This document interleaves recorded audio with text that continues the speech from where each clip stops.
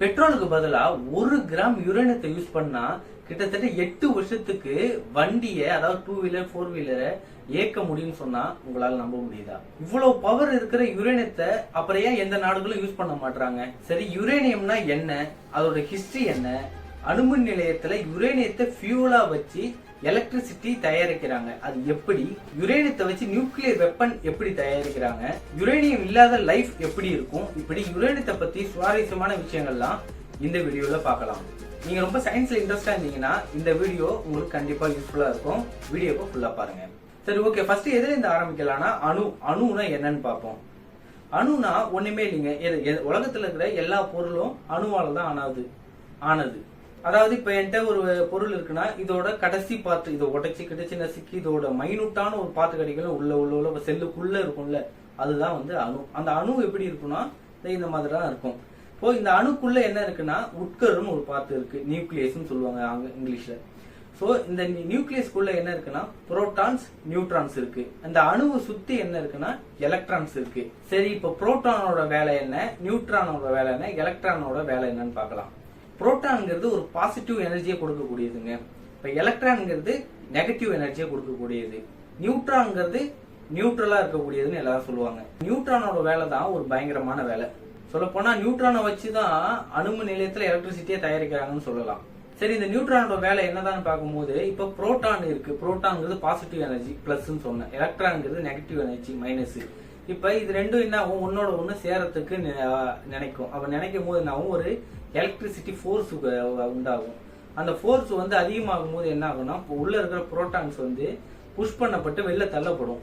So இதுக்காக என்ன பண்ணுறா நியூட்ரான்ஸ் அந்த புரோட்டான்ஸை பாதுகாப்பா வச்சுக்கிறதுக்கு பயன்படுது.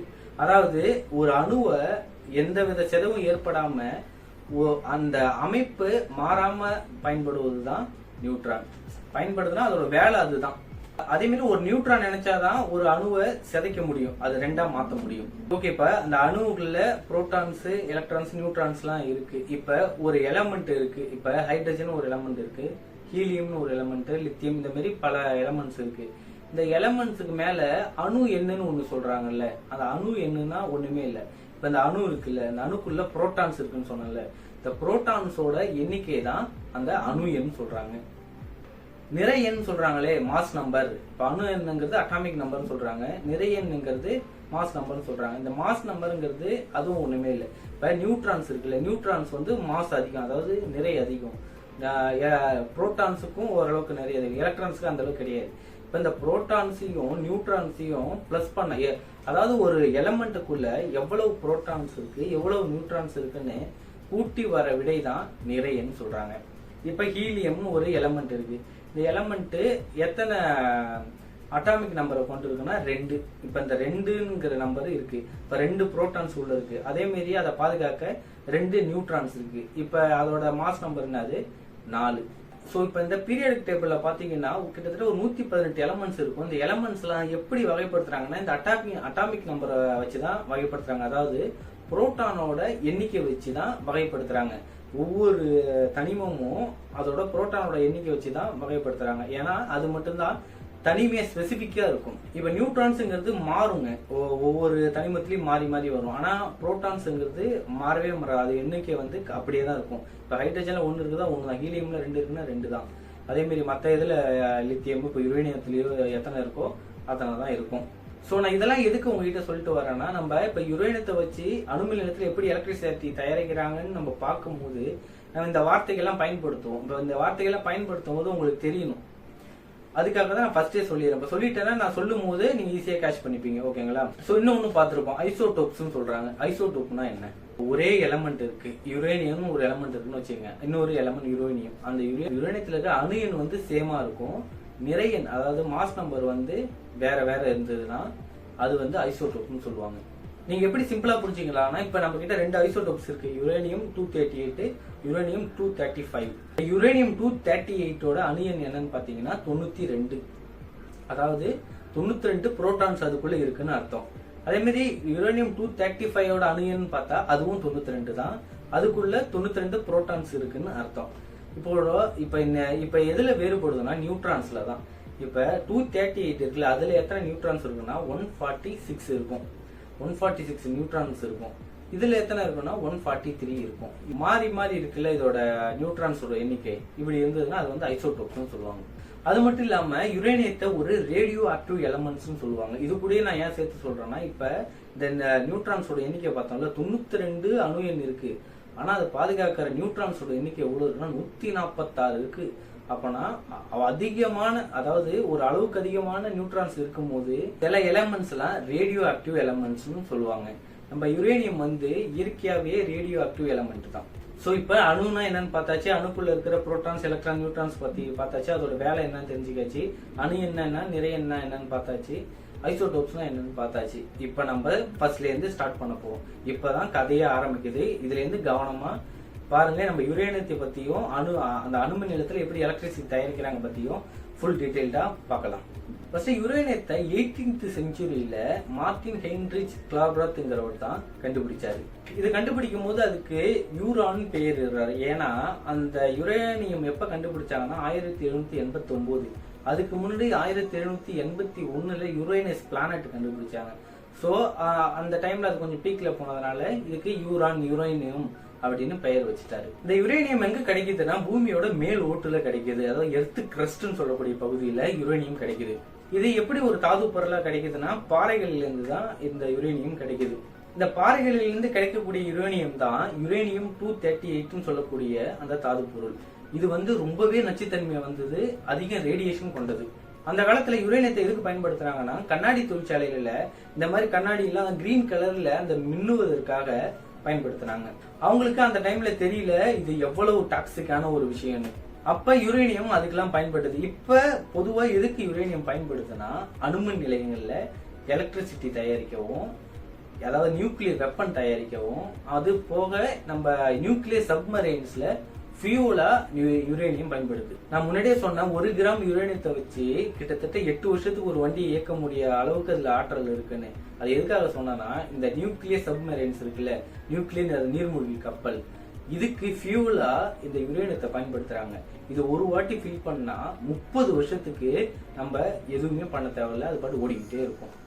அந்த அளவுக்கு அதிக ஆற்றல் கொண்டது யுரேனியம். ஏன் மற்ற எனர்ஜி கொடுக்கிற பொருளை விட யுரேனியம் ரொம்பவே ஸ்பெஷல்னா, ஒரு ஃபிங்கர் டிப் ஆஃப் யுரேனியம் வந்து கிட்டத்தட்ட நம்ம கேஸ் பெட்ரோல்லாம் இருக்கல, ஒரு 500 லிட்டர் 600 லிட்டர் பெட்ரோலுக்கு சமமான எனர்ஜி கொடுக்கக்கூடியது. ஸோ நம்ம கொஞ்சம் யுரேனியத்தை எடுத்து அதை ஒரு வாட்டி இயக்கிட்டோம்னா அதோட ஆற்றல் தொடர்ச்சியா நடந்துகிட்டே இருக்கும். ஒரு செயின் ரியாக்ஷனே தொடர்ச்சியா நடக்கக்கூடியது. அதுக்காக தான் யுரேனியத்தை எல்லா இடத்துலயும் பயன்படுத்துறாங்க. ஸோ இப்போ நம்ம ஸ்டெப் பை ஸ்டெப்பா யுரேனியத்தை எடுத்து எப்படி அணுமின் நிலையத்துக்கு கொண்டு போய் எப்படி எலக்ட்ரிசிட்டியை தயாரிக்கிறாங்கன்னு ஃபுல் டீட்டெயிலா பார்க்கலாம். ஃபர்ஸ்ட் என்ன பண்றாங்கன்னா, யுரேனியம் 238 சொல்லக்கூடிய அந்த தாது பொருள் இருக்குல்ல, பாறைகள்ல இருந்து எடுக்கிறாங்கல்ல, அது ரொம்பவே நச்சுத்தன்மையா இருக்கும். இத ஒரு ஃபியூலா மாத்தணும்னா அதுல இருக்கிற ஐசோடோப்ஸ் எல்லாம் ரிமூவ் பண்ணும். அதாவது யுரேனியம் 238ல இருந்து யுரேனியம் 235க்கு அதை மாத்தணும். இது வந்து சாதாரண வேலை இல்லை, இது ஒரு மிகப்பெரிய வேலை. இந்த வேலையை பண்ணாதான் அது வந்து ஒரு ஃபியூலா யூஸ் பண்ண முடியும். இப்ப அது எப்படி பண்றாங்கன்னு பார்க்கலாம். ஃபர்ஸ்ட் அந்த தாது பொருள்ல பாறைகள்ல இருந்து எடுத்துட்டு வந்து அதை உடைச்சி நசுக்கி ஃபர்ஸ்ட் ரோஸ்ட் பண்ணுவாங்க. நல்ல நெருப்புல போட்டு ரோஸ்ட் பண்ணி ஒரு பவுடர் ஃபார்ம்ல கொடுப்பாங்க. அந்த பவுடரை எடுத்து சல்பியூரிக் அமிலத்திலையும் வாட்டர்லயும் ஃபர்ஸ்ட் டிப் பண்ணுவாங்க. டிப் பண்ணி காய வச்சு கிடைக்கக்கூடிய பவுடர் தான் யுரேனியம் ஆக்சைடு. இந்த ஆக்சைடுல அமோனியாவை கலப்பாங்க. அமோனியா கலந்த பிறகு இது வந்து ஒரு எல்லோ கேக்கு மாதிரி, அதாவது எல்லோ பவுடர் மாதிரி ஆயிடும். இதுல இப்ப கொஞ்சம் ரேடியேஷன் வந்து கம்மியா இருக்கும். இப்ப இதுல இருந்து நம்ம 235 ஆக்கணும்னா இதை கேஸ் ஃபார்முக்கு மாத்தணும். இந்த கேஸ் ஃபார்முக்கு மாத்துறதுக்கு நமக்கு என்ன தேவைப்படும்னா புளோரின் தேவைப்படும். இந்த புளோரினை இந்த பவுடர்ல கலந்து ஒரு கண்டெய்னர்ல போட்டு ஸ்பின் பண்ணுவாங்க. பயங்கரமான வேகத்துல ஸ்பின் பண்ணுவாங்க. அந்த மாதிரி ஸ்பின் பண்ணா மட்டும்தான் அது கேஸ் ஃபார்ம்ல நமக்கு கிடைக்கும். இப்ப யுரேனியத்தை ஒரு 20% செறிவூட்டின பிறகு நம்ம அணுமின் நிலையத்துல ஃபியூலா யூஸ் பண்ணிக்கலாம். ஆனா ஒரு நியூக்ளியர் வெப்பன் தயாரிக்க 90% செறிவூட்டணும். அப்பனா ரொம்ப வேகத்துல ரொம்ப நேரம் அந்த ப்ராசஸ் பண்ணிக்கிட்டே இருக்கணும், ஸ்பின் பண்ணிக்கிட்டே இருக்கணும். இப்ப ஸ்பின் பண்ணியாச்சு, நம்ம கேஸ் ஃபார்ம்ல கிடைச்சி இந்த கேஸை வந்து ஒரு மெட்டலா மாத்தணும். இந்த மெட்டலா மாத்துறதுக்கு தேவைப்படுதான் கால்சியம். கால்சியத்தை கேஸ்ல சேர்த்த பிறகு நமக்கு வந்து ஒரு பவுடர் ஃபார்ம்ல கிடைக்கும், பிளாக் கலர் பவுடர் ஃபார்ம்ல கிடைக்கும். இந்த பவுடர் என்ன பண்ணுவாங்க, கிட்டத்தட்ட 1400 டிகிரி செல்சியஸ் டெம்பரேச்சர்ல போட்டு உருக்குவாங்க. உருக்கி ஒரு ஃபார்ம் பண்ணி கிடைச்ச பிறகு நம்ம கிடைக்கிறது தான் இந்த யுரேனியம் பில்லட்ஸ். இந்த பில்லட்ஸ் தான் அணுமின் நிலையத்துல ஃபியூலா பயன்படுது. அது எப்படி பயன்படுதுன்னு பார்ப்போம். ஃபர்ஸ்ட் இந்த பில்லட்ஸை ஒரு ராட்ஸ்ல போட்டு அடைச்சிருவாங்க. இந்த ராடு வந்து சிர்கோமியத்தால செஞ்சிருப்பாங்க. ஏன்னா இது பயங்கரமான ஹீட்டை வெளிப்படுத்தும் போது உருகக்கூடாது. உருகாம இருக்கணும்னா இந்த சிர்கோமியத்தை தான் பயன்படுத்தணும். இப்ப இந்த ராட்ஸ் எல்லாம் ரெடி பண்ணி ஒரு கண்டெய்னர்ல இறக்குவாங்க. இதுக்கப்புறம் தான் நமக்கு ப்ராசஸே இருக்கு. இந்த ப்ராசஸை பார்க்கும்போது அணுக்கரு பிளவுன்னு என்னன்னு பார்க்கணும். இதை பார்த்தாதான் உங்களுக்கு அங்க என்ன நடக்குது நான் சொல்ல போறது உங்களுக்கு புரியும். நீங்க இப்ப அணு இருக்கு, இந்த அணுக்குள்ள எலக்ட்ரான்ஸ் இருக்குன்னு சொன்னேன், புரோட்டான்ஸ் இருக்குன்னு சொன்னேன், நியூட்ரான்ஸ் இருக்குன்னு சொன்னேன். புரோட்டான்ஸ் சேஞ்ச் ஆகாது, நியூட்ரான்ஸ் சேஞ்ச் ஆகும்னு சொன்னேன். இப்ப எக்ஸ்டர்னலா ஒரு நியூட்ரானை உள்ள கொண்டு வந்து வைக்கும் போது, அந்த நியூட்ரான்ல வைக்கும் போது அந்த அணுவோட ஷேப்பு கொலாப்ஸ் ஆகும். கொலாப்ஸ் ஆகி ரெண்டா பிரிஞ்சிடும். இப்ப 2 நியூட்ரானா ஆகும். இந்த மாதிரி இந்த யுரேனியத்தோட வேலை என்னன்னா, இப்ப இந்த யுரேனியத்தோட வேலை என்னன்னா, நம்ம எக்ஸ்டர்னலா ஒரு நியூட்ரானை கொண்டு வந்து வச்சோம்னா அதுல இருக்கிற பவர் அந்த ரேடியேஷனால அது என்ன பண்ணும், 3 நியூட்ரானா பிரியும். அந்த 3 நியூட்ரான் என்ன பண்ணும், மறுபடியும் படும். அது என்ன பண்ணும், மறுபடியும் பிரியும். அந்த இன்னொரு 3 நியூட்ரான் என்ன பண்ணும், அது பட்டு மறுபடியும் பிரியும். இப்படி செயின் ரியாக்ஷன் தொடர்ந்து நடந்துகிட்டே இருக்கும் போதுதான் ஹீட் ப்ரொடியூஸ் ஆகும். இதுக்காக தான் யுரேனியத்தை பயன்படுத்துறாங்க. மற்ற பொருட்கள்லாம் இந்த அளவுக்கு ஹீட்டையோ இந்த அளவுக்கு மிகப்பெரிய செயின் ரியாக்ஷனையோ கொடுக்காது. சோ இதுக்காக தான் யுரேனியத்தை பயன்படுத்துறாங்க. சரி, இப்ப இந்த அணுக்கரு பிளவை எப்படி ஏற்படுத்தி எலக்ட்ரிசிட்டியை உருவாக்குறாங்கன்னு பார்ப்போம். சரி, இப்ப இந்த ராட்ஸ் எல்லாம் வந்து ஒரு கண்டெய்னர்ல இறக்கிடுவாங்க. இறக்கிட்டு ஃபுல்லா தண்ணியை நிரப்பிடுவாங்க. அதுவும் நார்மல் நம்ம குடிக்கிற நார்மல் தண்ணி கிடையாது. D2O சொல்லக்கூடிய ஹெவி வாட்டர், அதாவது டியூட்டோரியம் ஆக்சைடுன்னு சொல்லக்கூடிய தண்ணியில தான் பயன்படுத்துவாங்க. ஏன்னா பயங்கரமான ஹீட்டை ப்ரொடியூஸ் பண்ணும் போது அதை தாங்குற அளவுக்கு சக்தி வேணும்ல, அதனால இந்த ஹெவி வாட்டரை பயன்படுத்துவாங்க. சரி, ஓகே. இப்ப இந்த அணுக்கரு பிளவை எப்படி ஏற்படுத்துவாங்கன்னா, எக்ஸ்டர்னலா ஒரு நியூட்ரான் சோர்ஸ் வச்சிருப்பாங்க. அந்த நியூட்ரான் சோர்ஸ் மூலமா நம்மளோட ராட்ஸ்ல இருக்கிற யுரேனியத்தை தாக்குவாங்க. இந்த எக்ஸ்டர்னல் ஃபோர்ஸ் இருக்குல்ல, இந்த எக்ஸ்டர்னலா இருக்கிற ஃபோர்ஸ்ல நியூட்ரான் இருக்கும். இந்த நியூட்ரான் என்ன பண்ணும்னா ஸ்ட்ரெயிட்டா வந்து நம்ம யுரேனியத்துல இருக்கிற நியூட்ரானை தாக்கும். இப்ப தாக்கினா என்ன நடக்கும், உள்ள போச்சுன்னா என்ன ஆகும், அது வந்து டக்குன்னு 2ஆ பிரியும். அது என்ன பண்ணும், 3ஆ பிரியும், 4ஆ பிரியும், 6ஆ பிரியும். இப்படி பிரிஞ்சுக்கிட்டு போய்கிட்டே இருக்கும். போகும்போது பயங்கரமான ஹீட்டை ப்ரொடியூஸ் பண்ணும். ப்ரொடியூஸ் பண்ணா அந்த தண்ணியிலேருந்து ஆவின்னு ஒன்று வரும். அந்த ஆவி மூலமா தான் இப்ப எலக்ட்ரிசிட்டி தயாரிக்கிறாங்க. எப்படி தயாரிக்கிறாங்க, இதுக்கு நம்ம ஃபர்ஸ்ட் இப்ப என்ன பார்க்கணும்னா, எலக்ட்ரிசிட்டி எப்படி தயாரிக்கிறாங்கன்னு தெரியணும்ல, எலக்ட்ரிசிட்டி எப்படி உருவாகுதுன்னு தெரியணும்ல. அதை பார்த்தா தானே இது எப்படி ஆவி மூலமா தயாரிக்கிறாங்கன்னு தெரியும். இல்ல சிம்பிளா சொல்லணும்னா, நம்ம கிட்ட ஒரு காப்பர் ஒயர் இருக்குன்னா அந்த காப்பர் ஒயர்ல எலக்ட்ரான்ஸை மூவ் பண்ண வைக்கணும். அதுல அணு இருக்குன்னு எல்லாருக்கும் தெரியும். எல்லா பொருளையும் அணு இருக்குன்னு சொன்னா அதுல எலக்ட்ரான்ஸ் ஒண்ணு இருக்குன்னு சொன்னா அந்த எலக்ட்ரான்ஸை மூவ் பண்ண வச்சா அதுக்குள்ள ஷாக், அதாவது அந்த எலக்ட்ரான்ஸ் மூவ் ஆகுறது பேர் தான் எலக்ட்ரிசிட்டி. ஸோ அதை மூவ் பண்ண வைக்கிறதுக்கு நம்மள்ட்ட என்ன வேணும்னா காந்தம் வேணும். காந்தத்தை வச்சு சுத்தினா அது என்ன ஆகும்னா மின்காந்த தூண்டல் ஏற்பட்டு அது வந்து எலக்ட்ரான் வந்து மூவ் ஆகும். மூவ் ஆச்சுன்னா அதுல வந்து எலக்ட்ரிசிட்டி பாயும்னு அர்த்தம். சரி, ஓகே. இப்ப அந்த காந்தத்தை சுத்த வைக்கிறதுக்கு நமக்கு ஒரு ஃபோர்ஸ் வேணும்ல, அதுதாங்க நம்ம பயன்படுத்தக்கூடிய அணுமின் நிலையம், அனல் மின் நிலையம், நீர்மின் நிலையம், காற்றாலைகள், இது எல்லாமே. இப்ப காற்றாலைகள் இருக்கு, அது காத்து என்ன பண்ணுது, வெளியில ஒரு ஃபோர்ஸ் இப்ப கிடைக்குது, காத்துன்னு ஒரு ஃபோர்ஸ். இது என்ன பண்ணுது, சுத்த வைக்கிறது அந்த டர்பைன். அது சுத்தன உடனே என்ன ஆகும், உள்ள காந்தம் இருக்கும். அந்த காந்தம் வந்து அந்த காப்பர்ல பட்டு அந்த காந்தம் சுத்தும் போது வர ஃபோர்ஸால அந்த எலக்ட்ரான் மூவ் ஆகுது. மூவ் ஆகுது, நமக்கு எலக்ட்ரிசிட்டி காற்றாலையில தயாரிக்கிறாங்க. அதே மாதிரிதான் நிலக்கரியில எப்படி தயார், நிலக்கரியை எரிக்கிறாங்க. எரிச்ச பிறகு ஆவி கிடைக்குது. அந்த ஆவியை வச்சு டர்பைனை சுத்த வைக்கிறாங்க. சிம்பிளான கான்செப்ட் ஒண்ணுமே இல்லைங்க. அந்த டர்பைனை சுத்த வைக்கணும். சுத்த வச்சா நமக்கு எலக்ட்ரிசிட்டி கிடைக்கும்.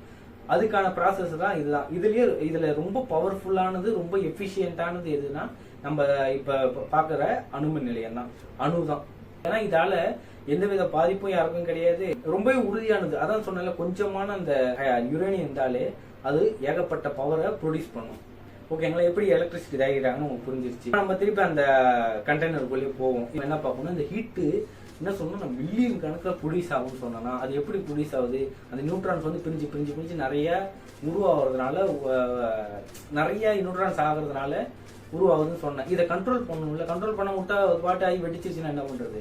கண்ட்ரோல் பண்றதுக்கு அதுக்குள்ள ஒரு ராட்ஸ் வச்சிருப்பாங்க. என்ன ராட்ஸ் தான், போரான்னு சொல்லக்கூடிய ராட்ஸை வச்சிருப்பாங்க. இந்த ராட்ஸ் என்ன பண்ணும், அந்த நியூட்ரான்ஸ் மற்ற வெளில சுத்திக்கிற நியூட்ரான்ஸ் எல்லாம் அப்சர்வ் பண்ணிக்கும். அப்சர்வ் பண்ணி பண்ணி பண்ணி ஒரு அளவுக்கு வச்சுப்பாங்க. இவ்வளோ கிடைச்சா போதும். அவங்க இதுதான் வந்து அங்க யூஸ் பண்ற அந்த ட்ரிகர் பாயிண்ட், ஆன் ஆஃப் பட்டன்னு வச்சுக்கீங்களேன். இந்த போரானை எவ்வளவு இறக்குறாங்களோ அந்த அளவுக்கு அப்சர்வ் பண்ணி கம்மியான அளவுக்கு ப்ரொடியூஸ் பண்ணும், அதிகமா ப்ரொடியூஸ் பண்ணும். இதெல்லாம் அந்த போரான் ராட்ஸை வச்சுதான் பயன்படுத்துவாங்க. இப்படி பயன்படுத்தி வர அந்த ஹீட்டால அந்த தண்ணி கொதிக்கும். அந்த தண்ணி கொதிச்சதுல ஆவி வரும். அந்த ஆவி எடுத்துட்டு போய் அந்த டர்பைனை சுத்தவும். அந்த சுத்தின பிறகு மின்காந்த தூண்டல் ஏற்பட்டு எலக்ட்ரிசிட்டி நமக்கு கிடைக்கும். அணுமின் நிலையத்து மூலமா இயருக்கு 2700 டெராவாட் கிட்ட நமக்கு கரண்ட் கிடைக்குது. ஆனா நம்ம அணுமின் நிலையத்தை ஒரு 10% தான் யூஸ் பண்றோம். சரி, ஓகே, இது ரேடியேஷன் ஆகக்கூடியது ரொம்பவே ஆபத்தானதெல்லாம் சொல்றாங்களே, அது ஏன்னு என்னன்னு பார்ப்போம். இப்ப இதுல வர ரேடியேஷன் ரொம்பவே ஆபத்தானது தாங்க. அதுக்கு அவங்க நிறைய பாதுகாப்பு விஷயம் எல்லாம் பயன்படுத்துறாங்க. என்னன்னா, நான் அந்த ராடுக்குள்ள பில்லட்ஸ் எல்லாம் இறக்குவாங்கன்னு சொன்னல, ஒரு ராடுக்குள்ள பில்லட்ஸ் இறக்கி அந்த ராடை தான் நம்ம இதுக்கு பயன்படுத்துவாங்க. நம்ம அந்த கண்டெய்னர்ல இறக்கி ஹீட் பண்றதுக்கு யூஸ் பண்ணுவோம். அந்த ராட்ஸ்ல இப்ப கிட்டத்தட்ட ஒரு இதை இறக்குறாங்கன்னா அதை கொஞ்சம் வருஷத்துக்கு பயன்படுத்துவாங்க. பயன்படுத்திட்டு அதை வெளில தூக்கி போட முடியாது. தூக்கி போட்டா என்ன ஆகும், அதுல வர ரேடியேஷன் கிளம்பி எல்லாருக்கும் மரபணுவு தான் பாதிக்க ஏற்பட்டுரும். யூஸ் பண்ண ராட்ஸ் எல்லாம் எடுத்துட்டு வந்து ஒரு ஃபுல்லா கான்கிரீட் போட்டு மூடிடுவாங்க. அதை எடுத்துட்டு வந்து இன்னொரு ஸ்டோர் ரூம்ல போட்டு பல வருஷத்துக்கு, அதாவது பயங்கரமான பாதுகாப்பை பயன்படுத்தி உள்ள மூடி வச்சிருவாங்க. அணுமின் நிலையம் இருக்கிறது கெட்டது கிடையாது. அணுமின் நிலையம் பாதுகாப்பா இருந்ததுன்னா அது ரொம்பவே நல்ல விஷயம். அதால நம்ம அதிகமாவே பயன்படலாம். என்ன கடைசியா சொல்லணும்னா, கார்ல ஏன் யுரேனியத்தை ஒரு ஃபியூலா யூஸ் பண்ண மாட்டாங்கன்னு சொல்றேன். 2 விஷயம் இருக்கு. 2 விஷயத்தாலதான் காரு பைக்கு எல்லாம் வந்து ஃபியூலா யுரேனியத்தை பயன்படுத்த மாட்டாங்க. அதை பயன்படுத்தினா நான் சொன்ன மாதிரி ஒரு வாட்டி, அதாவது கொஞ்சம் 1 கிராம் யுரேனியம் தான் கிட்டத்தட்ட 8 வருஷத்துக்கு வண்டி ஓட்ட முடியும். 2 வீலர் எல்லாம் ஓட்டலாம், ஜாலியா ஃப்ரீயா ஓட்டிட்டு கிடக்கலாம். ஆனா ஏன் மாட்டாங்கன்னா 2 விஷயம். ஒண்ணு வந்து அந்த யுரேனியத்துல பயங்கரமான ரேடியேஷன் இருக்கு. ரேடியேஷன் இருந்ததுன்னா நமக்கு மரபணு பாதிக்கும்னு சொல்லியிருக்காங்கல்ல, அது ஒண்ணு இருக்கு. 2வது என்னன்னா, அதை பயன்படுத்த ஆரம்பிச்சாங்கன்னா கிட்டத்தட்ட ஒரு 80-90 வருஷத்துல பூமியில இருக்கிற யுரேனியம் எல்லாம் காலி ஆயிடுவாங்க. அந்த அளவுக்கு நம்ம பயன்படுத்திடுவோம். ஸோ இந்த 2 ரீசனுக்காக தான் யுரேனியத்தை கார் பைக்கு இதெல்லாம் வந்து ஃபியூலா பயன்படுத்த மாட்டாங்க. ஆனா ஏதாவது பாதுகாப்பா பண்ணி பயன்படுத்தினா சூப்பரா இருக்கும்ல. ஸோ நான் அடுத்த வீடியோல யுரேனியத்தை வச்சு எப்படி நியூக்ளியர் வெப்பன்ஸ், அதாவது நியூக்ளியர் பாம்ஸ் எல்லாம் எப்படி தயாரிக்கிறாங்க, நியூக்ளியர் சப்மெரைன்ஸ் சொன்னால நீர்மூழ்கி கப்பல் எப்படி யுரேனியத்தை ஃபியூலா வச்சு இயங்குது, இது 2த்தையும் ஃபுல்லா பார்க்கலாம். ஸோ இந்த வீடியோ உங்களுக்கு யூஸ்ஃபுல்லா இருந்தா மறக்காம லைக் அண்ட் சப்ஸ்கிரைப் பண்ணுங்க. அடுத்து இந்த மாதிரி ஒரு சூப்பரான வீடியோட சந்திக்கிறேன். Until then, bye from Sakthi.